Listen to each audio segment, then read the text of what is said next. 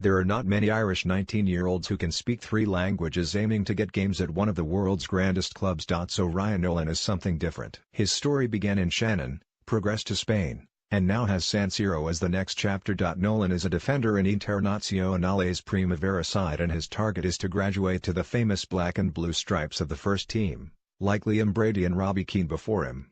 He would also love to represent the green of Ireland one day. His eclectic experiences make for an unusual mix in a player, whose knowledge of various tongues can give him a slight edge on the field when battling opponents. Sometimes I wouldn't say something in Italian to them, I say it in Spanish or English, Nolan explains.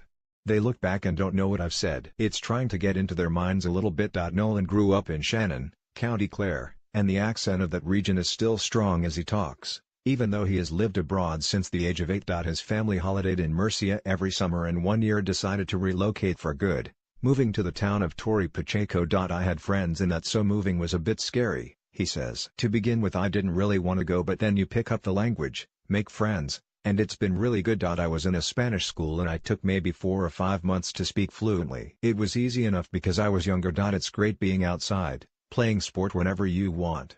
The lifestyle is better. It is warmer, so sunny, and it barely ever rains. Nolan continued to improve and was chosen to represent Murcia, playing in a major tournament at under-16 level against other big Spanish regions such as Madrid and Catalonia. There were lots of scouts there and that's where Inter saw me, he says. Villarreal had looked Nolan's likeliest destination, but falling under the gaze of legendary Inter scout Pierluigi Casaraghi changed the situation. Casaraghi, who passed away in March age 76, had recruited the likes of Mario Balotelli and Philippe Coutinho, and believed Nolan's talent could find fulfillment in Italy.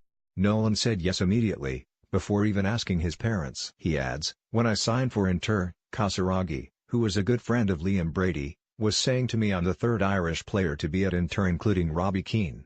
If I can have half the career they've had I will be happy. It was something I've always dreamed as a kid. It was the first time leaving my parents. It was hard. We went off to Austria for pre-season and you run a lot. The intensity and level of football is obviously a lot higher than when I was back in Spain. It was not easy meeting new people as I didn't know the language at the start. But 2 or 3 months and I was fluent. Better training has brought Nolan's game on, with different sessions focusing on conditional, tactical, and technical aspects.